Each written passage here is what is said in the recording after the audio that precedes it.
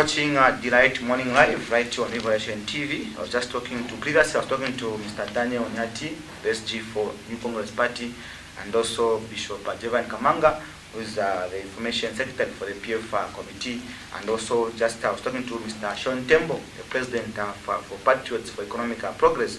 And I'm joined by Mr. Prince Chanda to talk about a lot of issues that have been going on in our nation of late. And good morning, Mr. Chanda. Good morning, how are you? Long time. Long time indeed. Okay.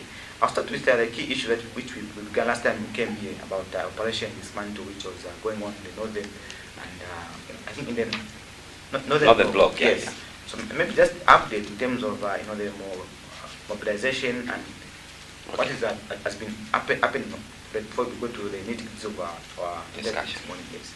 Well, last time we talked about Operation Dismantle. Operation Dismantle, it's a crusade that was launched by Honorable GBM when he left UPND to try and galvanize the support for PF, especially the people that he got from PF when he left. Okay. So we've been running up and down, ensuring that every number that we took away from PF when he left, he has to bring back. So Operation Dismantle is doing very fine. We have a lot of strategies on how we intend to cripple UPND. First of all, when he just left UPND sank. But it's very normal for someone to try and play to the gallery and say, no, we are intact, we are this. We are not joking. When UPND needed GBM to be in their camp, they did not go to GBM's house.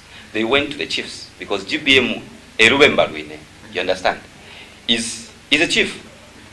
And if people can be so loyal to a slave like HH, why shouldn't we be expected to be so loyal to royalty? Because that is our brother, that is our chief. So our crusade is not a joke. And anyone who's going to tell you it's a joke, he's just playing to the gallery. Okay. We are doing very fine. We have a lot of strategies that we cannot preempt here. All I can tell you is that Operation Dismantle, alongside Jim Mulamfie, is doing a very, very good job. Okay. We want to sink UPND.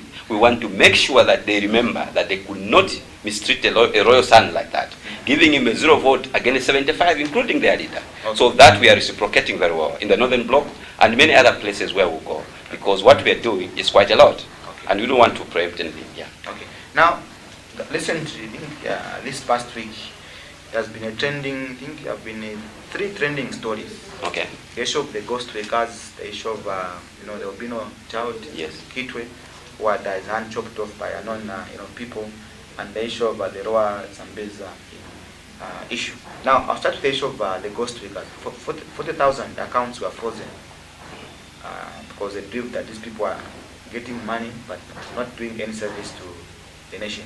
You comment on that? Look, Kayombo, we are a Christian nation. When you have people saying that they are paying ghost workers, 40,000 of them, it's a lot of money.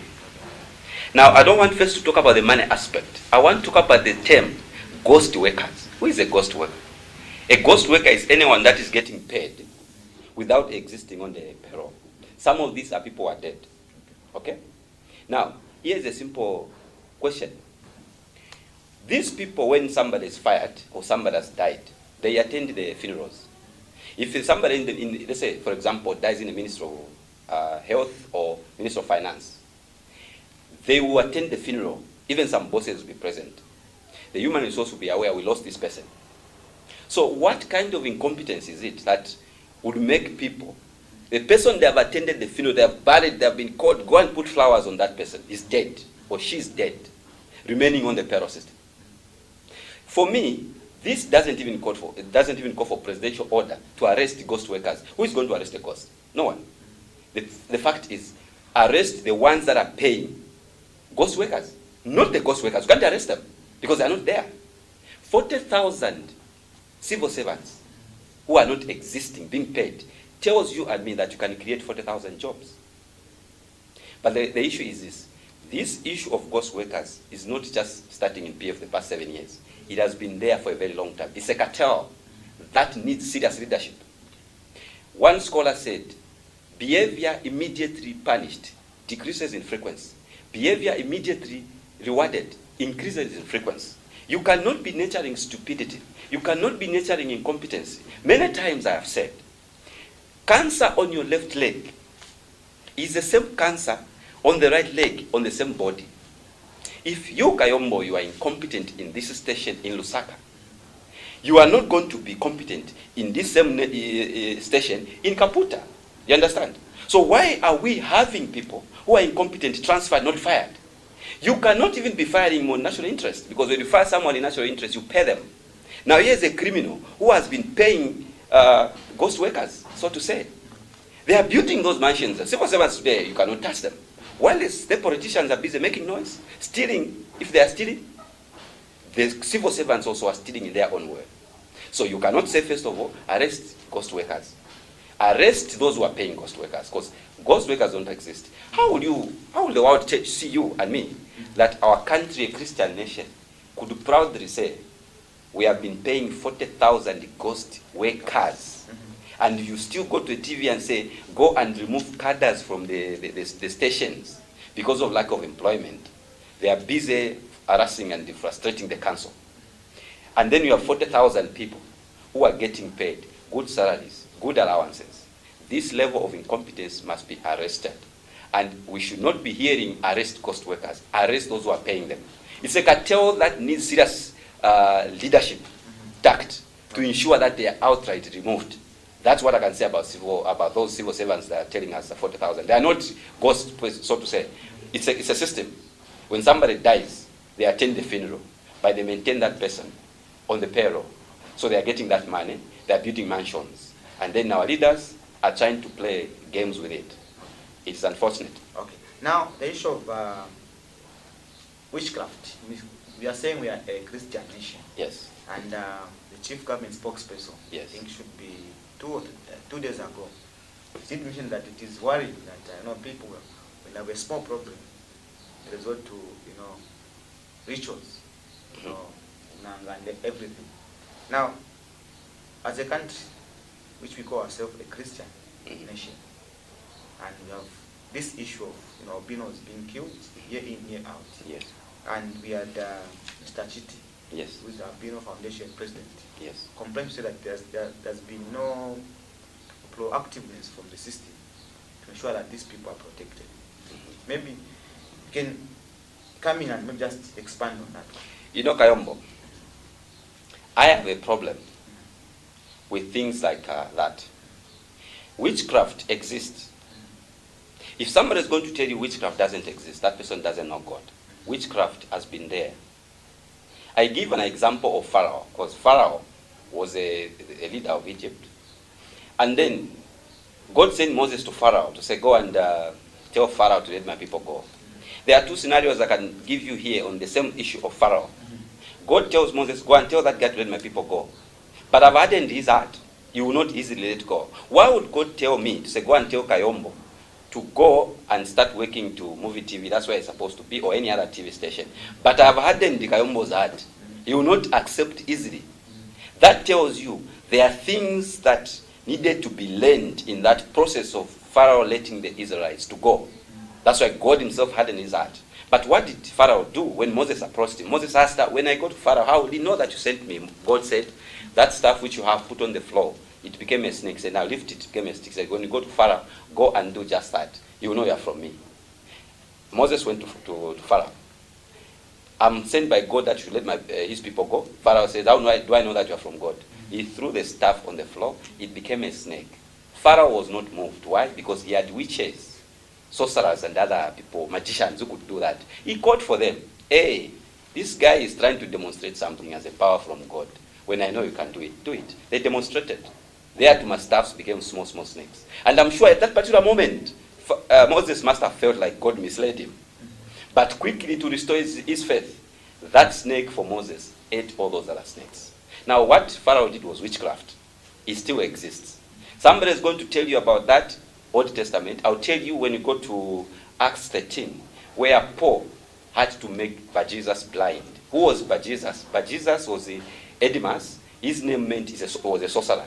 He was a sorcerer, and he was in the office of the proconsul. A proconsul is more like a governor. So when the guy heard that Paul and Silas and the other guys are coming, he knew that these are men of God, called by God. Me, I'm doing witchcraft here. So he told Paul to say, can you give me the message so that I take it to the leader? Because he didn't want that person to hear from God. He wanted to be the mediator. A witch asking someone, say, I want to be the one to take the message. Then Paul said, you are the son of the devil. Right now, catch blindness. And but Jesus, a sorcerer, caught blindness. Now, when you come to what is happening in Zambia, we have been nurturing witchcraft, we've been supporting witches, we have been protecting witches in this country. And it's unfortunate. The Bible says, suffer not a witch to live. Why would you go and chase a false prophet in your own understanding? This one is a false prophet. He's using witchcraft on the pulpit. Then you leave the one who gives him that charm to go and fool fools in church who get food. You say you are using witchcraft to heal people in the church. Then you leave the one who gave him that charm. This is because our politicians respect witches and wizards, sorcerers, more than even pastors. And some of the leaders, church leaders, who are supposed to come in and fight hard, they go to the same sorcerers. They also have the same power. The same source of power comes from them. So you and me will be told, no, there's no witchcraft. Yet that's what they are riding on. You cannot have a situation where, in a Christian nation, defilement came as a result of witches and wizards. They will tell someone, you go and sleep with a child, your HIV will end. Somebody went and slept with a 2 months baby, because they wanted to be healed of certain diseases. Somebody was told, go and bring maybe a head of a albino or a hand of albino, you'll be very rich. That person goes to do that. And then all we have is police being told to arrest those people. No. We have a lot of witches and witch doctors from everywhere, in our towns, in our markets. They have put placards. They have got adverts there. Come for quick richness. So what do they mean? Quick richness. There are many people who are weak, who are lazy, who would look at the adverts. Come if you want to prosper within 2 days. Who and what method and what powers are they going to use? They have snakes, they have all these weird things posted. Some of them come from Tanzania, some of them come from Congo, some of them come from everywhere. Now we have turned Zambia into a playing ground for all fools from everywhere. And we are calling ourselves Christian nation. This is supposed to be a simple exercise. The same simple exercise when it comes to dealing with the ghost workers. The same thing with this. The Home Affairs Ministry, using the Immigration Department, must get rid of these people in these communities. Because we are a Christian nation. You cannot have hospitals. Government is building hospitals. Why should we have witch doctors also starting up those establishments to kill people? There are a lot of activities that are happening in our country, and politicians are involved in these things. I will not be surprised that particular hand that was taken, it could be some witches trying to mislead the politician that when you give me this is what you are going to pay. So those are the people that are supposed to decide for you and me in Parliament, to say this should be addressed. But they are very soft when it comes to witchcraft.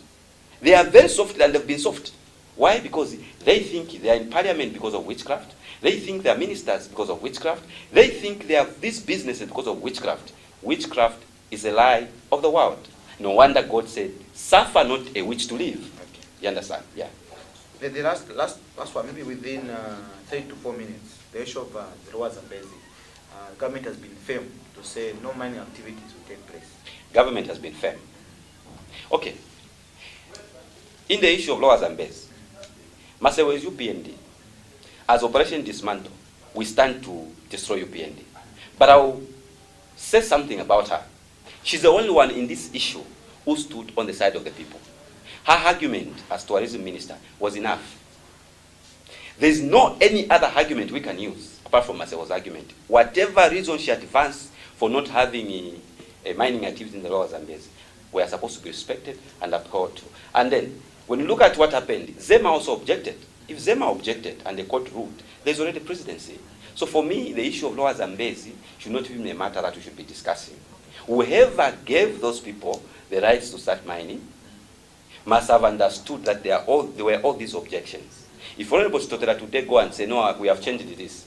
And also this kind of uncoordinated statements from our ministers, I think it's worrying. We have a situation where the president is only respected, not feared. As a leader, I would rather be feared than respected. You understand? You cannot have ministers begin to make comments as they view things. There should be a position of government. Okay? What Honorable Musukwa said in Parliament, what Honorable Tutora said at that joint press briefing, there are some element of coordinated statements. Yeah. And you cannot allow a situation like that. Okay? any contract can be cancelled. You simply go to the terms and to what was the objection at the time, and you begin to look at it. Yes, someone will tell you, no, because it's difficult to cancel a contract. It's not, there's nothing like that. The court ruled against the mining activities there. And the Minister of Tourism, who was responsible for that arrangement, also gave her position to Parliament Committee. So for me, in that issue, it's a very simple and straightforward matter. If there are people that are that benefited, and with this cancellation will mean that they have to pay back if there was any bribe or something, I think for me, that's what should be done. But unfortunately, I feel like the president is not being feared. He's merely being respected for people to keep their jobs. You know what? Sometimes it's better to try people's loyalty to you by taking away what you have given them, that is making them to pretend to you that they are loyal to you. Because if somebody is loyal to you, and then you have appointed them as a minister, you should be comfortable to say, even if I remove this person as minister, they should be able to respect, they should be loyal to me.